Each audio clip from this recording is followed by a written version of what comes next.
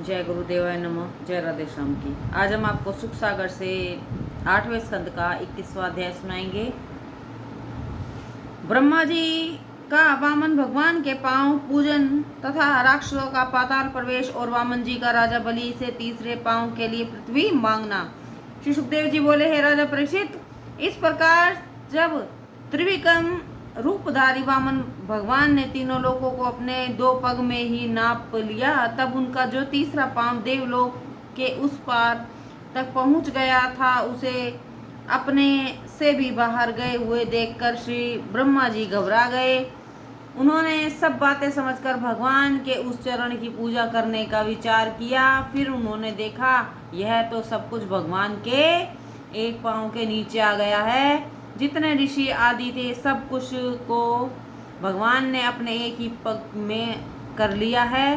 क्या कोई ऐसी बात तो नहीं हो गई कि भगवान क्रोध कर समस्त लोगों का महाप्रलय तो नहीं कर डालेंगे? इससे वे अपने साथ बहुत से देवताओं को ले जाकर बड़ी श्रद्धा भक्ति सहित विष्णु जी के उस चरण का पूजन करने का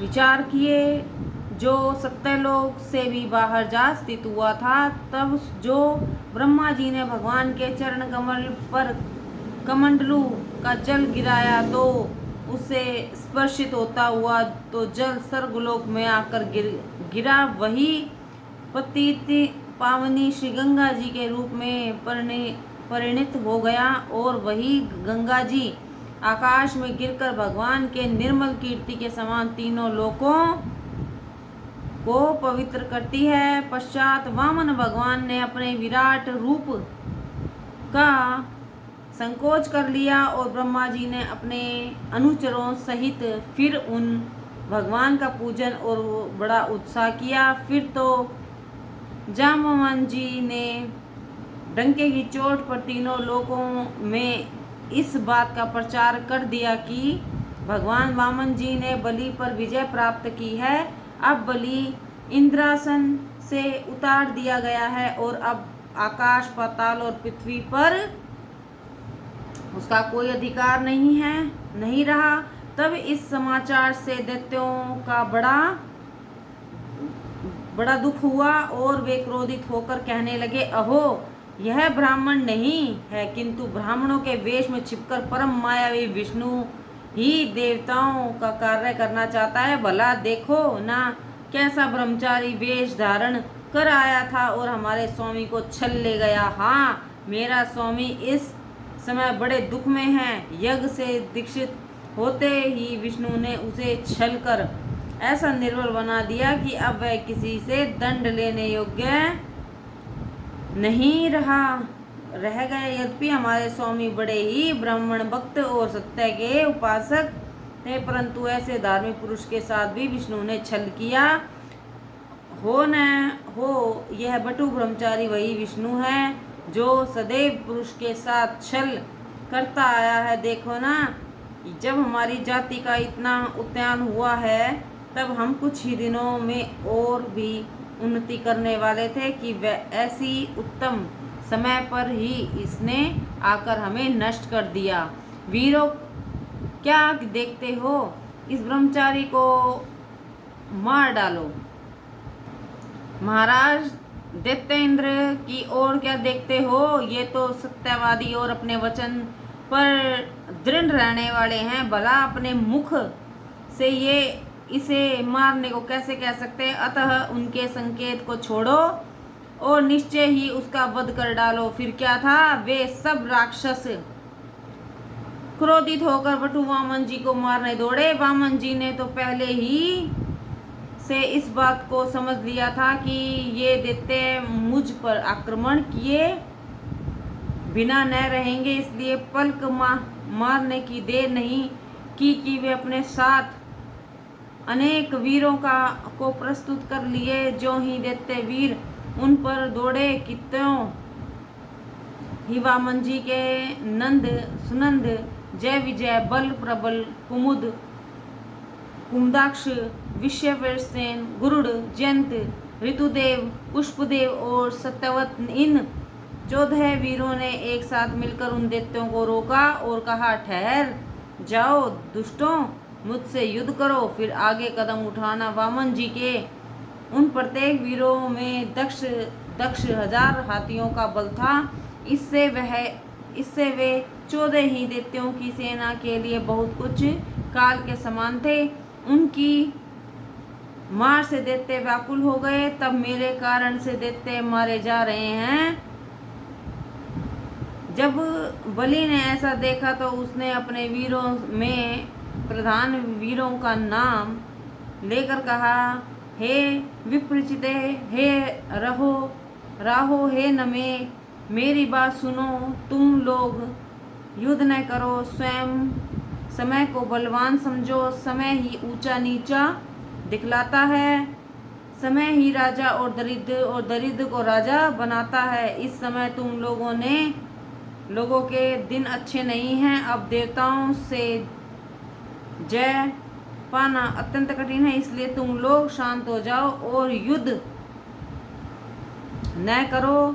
तब तक जो भगवान हमारी वृद्धि करते आए थे वही अब अवनति करा रहे हैं। तब भगवान के कार्यों में बाधा क्यों डालते हो? आज वे हमसे विपरीत हो रहे हैं, इसी से यह दशा उपस्थित हुई है।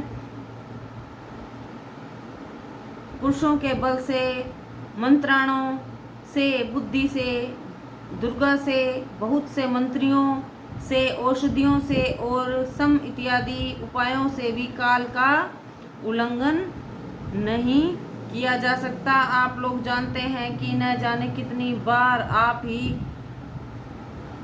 ही लोगों ने इन देवताओं को जीत लिया था, परंतु वही आप लोग आज भी हैं कि अब नहीं जीत पाते और देवता तुम्हें मारकर गर्जते हैं।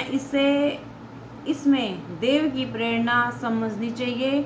जब वे देव हम पर प्रसन्न होगा तब आप सब काम बन जाएगा और हम लोग सहज इन देवताओं को जीत लेंगे। अतः अब आप लोग तब तक के लिए शांत हो जाइए कि जब तक हमारे अच्छे दिन नहीं आ जाते हैं। श्री सुखदेव जी कहते हैं, हे राजन, जब बलि ने ऐसे कहा तब विष्णु के दूतों की ताड़ना सहते हुए सारे दैत्य वीर अपने सब साथियों को साथ लिए पाताल में प्रवेश कर गए। पश्चात वामन भगवान ने बलि को पकड़ लिया। तब तो पृथ्वी और स्वर्ग चारों ओर से बड़े जोर का हाहाकार शब्द हुआ।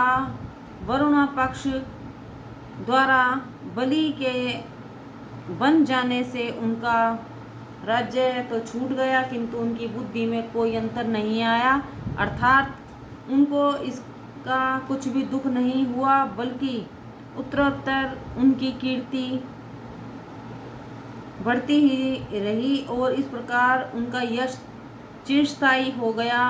तब वामन भगवान ने बलि से कहा, हे दैत्य बलि, तुमने मुझे 3 पग पृथ्वी देने को कहा था, अतः तुम्हारे पास जितना कुल था वह सब तुम्हारे सहित मैंने 2 पग में ही नाप लिया। अब तीसरे पैर का प्रबंध करो। अभी तक तुम्हारा वह देना पूरा नहीं हुआ, अतः तू स्वीकार ही की हुई वस्तु को अब तक भी क्यों नहीं देता? इससे तो तू नरक को जावेगा।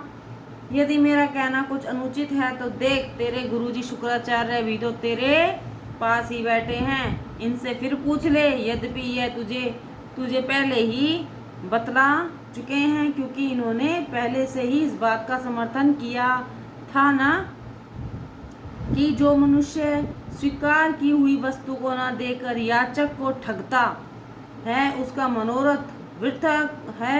फिर तुझे स्वर्ग कैसे मिलेगा? तू तो नरक में ही जावेगा। तुम अपने को धनवान मानकर मुझे यह कहकर देता हूँ ठग लिया है। बोल, अब तेरी इस झूठाई के लिए तुझे कितने दिनों तक के लिए नरक में रखा जावे। जय गुरुदेवाय नमः।